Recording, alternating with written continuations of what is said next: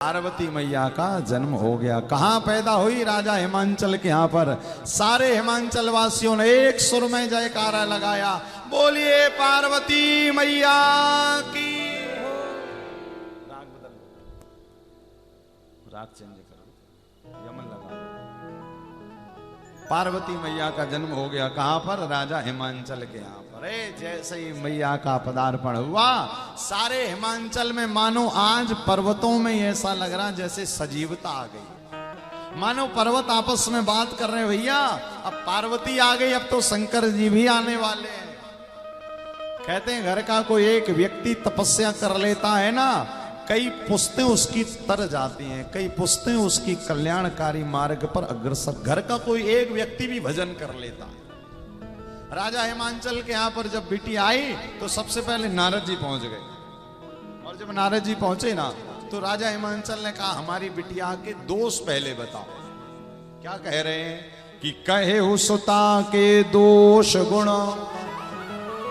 भाई हमारे घर में जब कोई बेटा बेटी पैदा होती तो हम पहले क्या पूछते? हमारे बेटे में गुण बताओ क्या क्या है। किंतु यहां पर उल्टा पूछ रहे राजा हिमांचल। क्या कह रहे हैं? अरे गुण तो जो गुण है वो तो है, किंतु दोष पहले बता दो, जो दोष होगा उसको पहले दूर कर लेंगे। तो क्या कह रहे हैं कि कहे हो सुता के दोष गुण।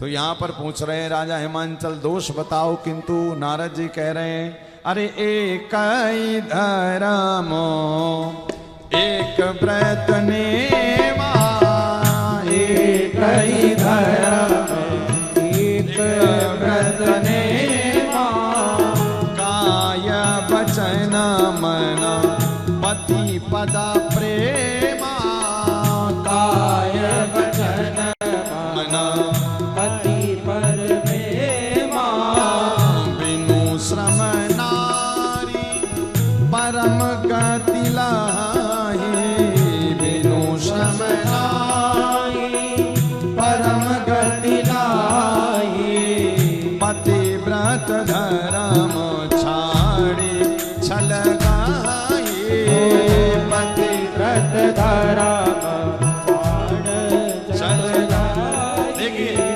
यहाँ पर राजा हिमांचल कह रहे हैं दोष बताइए, किंतु नारद जी कह रहे हैं आपकी बिटिया में तो एक भी दोष नहीं है। ये उमा होगी, अंबिका होगी, भवानी होगी, और तो और पातिव्रत धर्म का पालन करने में सबसे पहले पार्वती का ही नाम लिया जाए।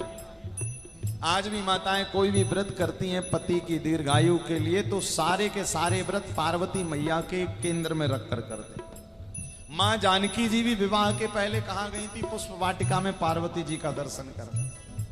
पार्वती जी ने कहा था ना, मन जाहि राचे मिलहि सोवर, सहज सुंदर सावरो, करुणा निधान सुजानशील, स्नेह जानत रावरो। कहा आपकी बेटी में तो एक भी दोष नहीं है, लेकिन क्या?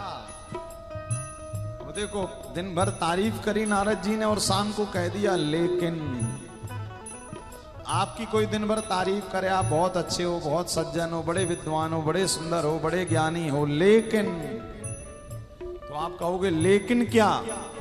दिन भर की तारीफ गई, पहले लेकिन बताओ, लेकिन क्या? तो ऐसे ही नारद जी ने कहा ये तो बहुत अच्छी है, किंतु लेकिन। ये दो शब्द बड़े खतरनाक हैं, लेकिन और यदि। यदि ऐसा हुआ तो ऐसा हो जाएगा, यदि। यहां पर कहा है, गोस्वामी जी लिख रहे हैं, नारद जी कह रहे हैं इसका जो पति होगा ना, लेकिन जो इसका पति होगा, अगुण अमान मातो पितो हीना, अगुण अमान मातो पितो हीना, उदासीन सब संशया छीना, उदासीन सब संशय छीना। नारद जी कह रहे हैं इनका जो पति होगा कैसा होगा? अगुण अमान मात पितुहीना। नारद जी कह रहे हैं अगुण होगा, यानी गुण और अवगुण से परे होगा। किंतु हिमांचल जी को लग रहा हमारी बिटिया के पति में कोई गुण नहीं होगा, अमान होगा। तो राजा हिमांचल को लग रहा उसका कोई मान सम्मान नहीं करेगा। और मात पितोहीना, बिना माता पिता वाला होगा। हाय राम, इतनी सुंदर बिटिया के लिए ऐसा बावला वर लिखा आपने। तो पता है राजा हिमांचल जी कह रहे हैं कुछ ले देकर दूल्हा बदला नहीं जा सकता, कुछ लेने देने की बात कर लो। तो नारद जी को क्रोध आ गया कि कह मुनि से हिमवंत सुनो, जो विधि लिखा लीलार, देव दनुज नर नाग मुनि हो न मेटनिहार। जो लिख गया है वो कोई नहीं मिटा सकता। कौन कौन? देव, धनुज, नर, नाग, मुनि, कोई नहीं मिटा सकता। हाँ, एक मिटा सकता है। कौन है वो? बोले ऐसे तो केवल देवादिदेव महादेव है, जो आपकी बिटिया को दूल्हा के रूप में मिलने वाले। अच्छा शंकर जी भला हमारी बिटिया के साथ क्यों शादी करने लगे? करेंगे। अच्छा नारद जी, जो जो आपने बताए हैं दोष, वो मिलेंगे कहाँ? नारद जी कह रहे हैं बिल्कुल मिलेंगे। जो जो हमने दोष बताए वो एक के पास हैं। उसके कोई माता पिता नहीं है, वो गुणों और अवगुणों से परे है, वो मान सम्मान से परे है। कहा कौन है?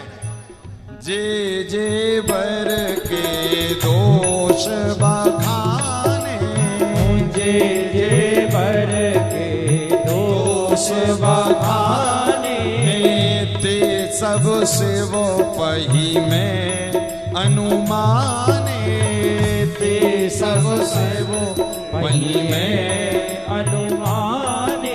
नारद जी कह रहे हैं जो जो हमने बताए हैं दोष, वो एक के अंदर मिलेंगे। किसके अंदर? शंकर जी के अंदर।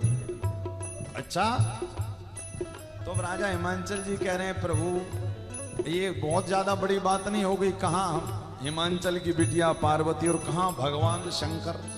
हमारी बेटी के साथ विवाह करेंगे, पक्का करेंगे। कोई उपाय? आपकी बेटी तपस्या करने जाएगी। जो तप करे कुमारी तुम्हारी, तो भावे उमेट सकें त्रिपुरा। नारद जी बड़ी हुई पार्वती मैया, नारद जी ने कहा बिटिया जाओ तपस्या करना। सप्तऋषि आकर आपकी परीक्षा लेंगे, आकाशवाणी होगी, और दोनों की परीक्षा पास करने के बाद चिंता मत करना, शिवजी स्वयं आकर आपका वर्ण करेंगे। पार्वती गदगद हो गई। क्यों? पता है आज बिगड़ा हुआ खोया हुआ भाग्य जागने वाला है, सौभाग्य मिलने वाला है। क्यों? जिनसे मैं बिछड़ी थी आज स्वयं भगवान शिव मेरे होने वाले। यहां पर पार्वती जी चलेंगी तपस्या करने। अब जिस दिन से शिवजी सती से वियोग हुआ तो शिव जी को वैराग्य हो गया। शिव जी को जब वैराग्य हुआ तो क्या करते हैं? राम सिया राम जय जय राम, राम सिया राम जय जय राम, राम सिया राम जय जय राम, राम सिया राम जय जय राम। नेम प्रेम संकर कर देखा, नेम प्रेम संकर कर देखा, अभी चल हृदय भगति के रेखा, अभी चल हृदय भगति के देखा, अभी चल हृदय भगति के रेखा, अभी चल हृदय भगत के देखा। अब जिस दिन से सती मैया के संग वियोग हुआ था तो शंकर जी ने कहा आज के बाद सब कुछ करूंगा किंतु शादी नहीं करूंगा। क्यों? एक मिली थी, बिना कथा के सुने त्यागना पड़ा। पता नहीं पत्नी भी हमारे जैसे मिले। भोले बाबा सोच रहे हम तो दिन रात कथा कहने वाले और सुनने वाले, जरूरी नहीं पत्नी भी वैसी मिल जाए। तो भोले बाबा कह रहे अब तो भैया वैरागी। उसी समय पर देखिए, अब यहाँ पर दर्शन करिएगा, मानस जी आपने पढ़ी होगी तो आपको पता होगा।